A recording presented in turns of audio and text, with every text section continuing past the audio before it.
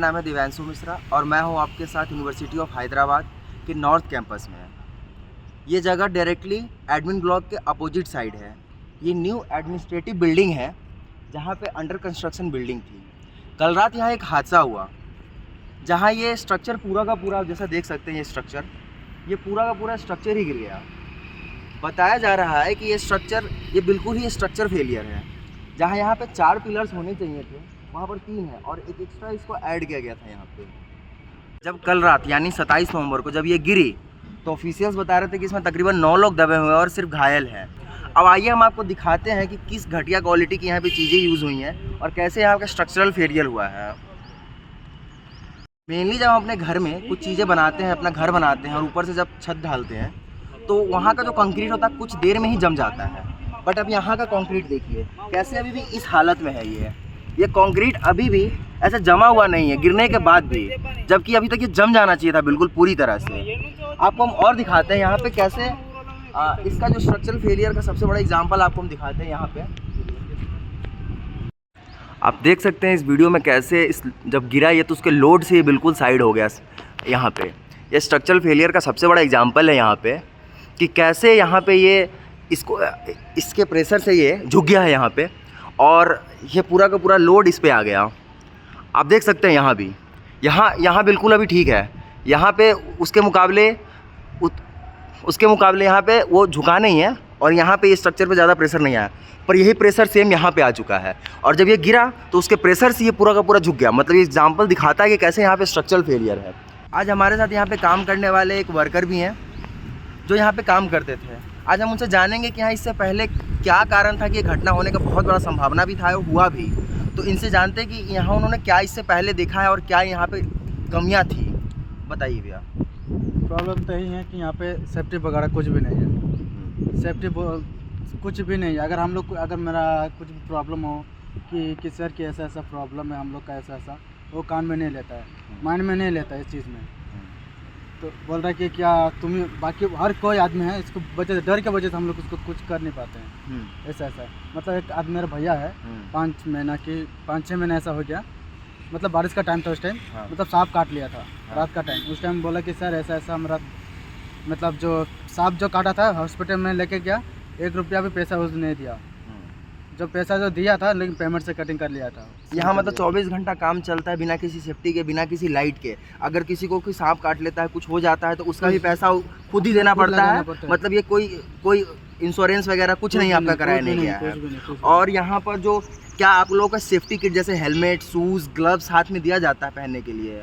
कब दिया था? अगर हम लोग सेफ्टी से अगर रखेंगे तब, नहीं तो अगर टूट फूट जाएगा तो उसे लेके काम करो। अरे वो तो फिर मतलब जैसे कि ये तो है ना कि आप कंस्ट्रक्शन का काम चला है तो टूटेगा फूटेगा ही, तो क्या रेगुलर रूप से आप लोगों को दिया जाता था या फिर सिर्फ चेकिंग वाले दिन ही ये दिया जाता है? चेकिंग जब आता है उसी टाइम पहना तो पहना होता नहीं।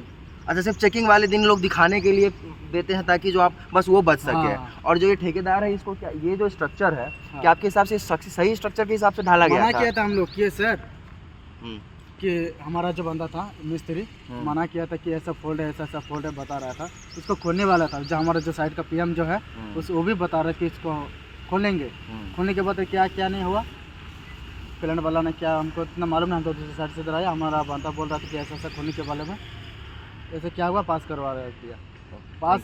पास नहीं होने वाला था ये, क्या हुआ उसको पास करवा दिया। नहीं पास होने के बाद जैसा कि आप देख सकते हैं कि कोई सेफ्टी पैरामीटर्स का ध्यान नहीं देगा। इनसे हम बात करने पे भी पता चला कि जब से चेकर्स आते थे, जब चेक करने आते थे तभी इन लोगों को हेलमेट और शूज़ दिया जाता था।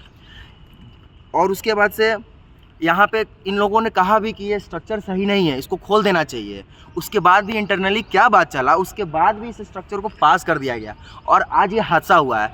इनके कहने पे जो ये लोग काम कर रहे हैं यहाँ पर, इनको दिख रहा है, उसके कहने पे अगर ये चीज़ें बंद हो जाती, अगर इनको सेटरिंग खोल दिया जाता और वापस से स्ट्रक्चर सही करके लगाया जाता तो शायद ये नहीं गिरता आज। और आज 9 लोग जो इतनी बुरी तरीके से घायल हुए हैं शायद घायल नहीं होते।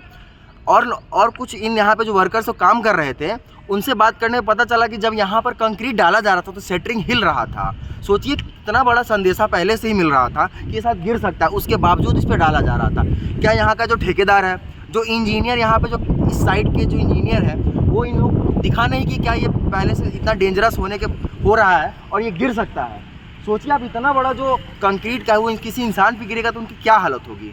उसके बावजूद भी क्या यूनिवर्सिटी इस चीज़ के लिए जिम्मेदार है?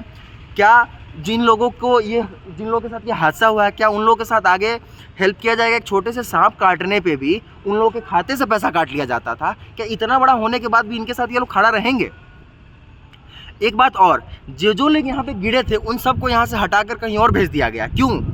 क्या वजह है कि इन लोगों को भेज दिया गया? क्या सच बाहर आ सकता था उनके थ्रू? क्या इस वजह से इन लोगों को बाहर भेजा गया है? क्या यही एक कारण है कि आप कुछ छुपा रहे हो?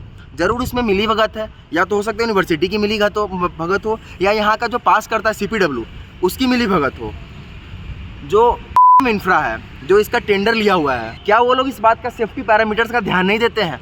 क्या इतना बड़ा टेंडर जो यूनिवर्सिटी में सारे बिल्डिंग्स बन रही है, क्या उनको इस बात का ख्याल नहीं कि जो इतने दूसरे हर काम का सेफ्टी रहता है, वो सेफ्टी नहीं है हर चीज़ का। मतलब शू पहनो, हेलमेट पहनो, ये काम करो, वो काम करो, वो सेफ्टी वगैरह कुछ भी नहीं है। हर चीज़ का सेफ्टी रहता है, लेकिन और बात, लेकिन उस दिन रात को काम चल रहा था, कोई भी नहीं था, हर मतलब अपना जान लेके बस भागे। देख रहे हो, बिना किसी सेफ्टी के इन लोगों को काम किया गया, बिना लाइट्स के, राइट? बस उतना लाइट नहीं लगा हुआ था। हाँ, मतलब जितना लाइट होना चाहिए उतना लाइट इसमें नहीं है, उसके बावजूद यहाँ पे काम चल रहा है। सोचिए कितना डेंजरस है, कितना बड़ा जो एक कंस्ट्रक्शन गिर रहा है किसी के ऊपर, क्या हालत होगी। तो भगवान का शुक्र है कि ये लोग बच गए, नहीं तो इनके साथ कुछ भी हो सकता था। इन लोगों को जब सांप काटा गया तो उसके बाद इन्होंने खुद लाइट लगाया। सोचिए इन लोगों को लाइट तक मुहैया नहीं कराई गई ताकि लोग सांप और बाकी बिच्छुओं से बच सके। अब इतना बड़ा हादसा हो गया है, क्या उन लोगों को सही न्याय मिल पाएगा? क्या मुआवजा उनको मिल पाएगा? देखिए, उनकी भरपाई तो नहीं हो सकती इस चीज़ से कि उनको पैसे दे दिए जाए, उनका इलाज करा दिया जाए, क्योंकि उनका जो नुकसान हो गया, उनके जो बॉडी में डिफेक्ट आ गया सो आ गया। अब क्या आगे भी इसी से सीख लेकर क्या सेफ्टी पैरामीटर्स को ध्यान रखा जाएगा? क्या उनको हेलमेट, शूज़, ग्लव्स और बाकी इक्विपमेंट्स पहनाए जाएंगे ताकि बाकी ऐसे कुछ दुर्घटना होने से बचा जा सके? और ऐसा दुर्घटना हो ही क्यों जब अगर सही से इंजीनियर स्ट्रक्चर को ध्यान में रखकर इसको अगर काम करे। सोचिए, जब इसको कहा गया था कि खोला जाएगा, ये हो चुका था कि अब ये शटरिंग को खोला जाएगा, अब इसको हटाया जाएगा, उसके बाद पास कर दिया गया और ये दुर्घटना हुआ है। आज सारे बच्चे, यूनिवर्सिटी के सारे बच्चे आज क्लास बैन पे हैं और प्रोटेस्ट कर रहे हैं कि आज इनके साथ ऐसा नहीं होना चाहिए, उनको मुआवजा मिलना चाहिए। अब हम देखते हैं कि क्या यूनिवर्सिटी है इसके ऊपर जांच बिठाती है, जो पुलिस है, बाकी जो प्रशासन है, इसके ऊपर जांच करके इनको सही न्याय दिला पाती है या नहीं, और जो यहाँ का जो टेंडर जिनको मिला हुआ है परम इंफ्रा, उनके ऊपर कार्रवाई होता है या नहीं। और सबसे बड़ा जो यहाँ का इंजीनियर है, साइट इंजीनियर है, क्या उसने इस बात को ध्यान नहीं दिया कि ये गिर सकता है या नहीं, और उसके ऊपर कार्रवाई होना चाहिए बिल्कुल, क्योंकि ये इतना बड़ा हादसा है कि ये किसी का भी दिल दहला सकता है।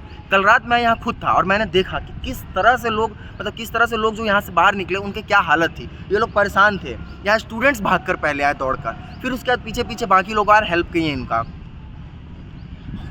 हम उम्मीद करते हैं कि ये लोग सभी सुरक्षित हों, अपने स्वस्थ हो जाए जल्द से जल्द। ये जो दुर्घटना हुई है इनसे अब सीख लेकर ऐसे उम्मीद करते हैं कि ऐसी आगे से ना हो, और इन सेफ्टी पैरामीटर्स का, इन सब चीज़ों का ध्यान रखा जाए, और उम्मीद करते हैं कि जो लोग घायल हुए हैं वो पूरी तरह से स्वस्थ हो जाएं और अपने काम पे वापस लौट सके।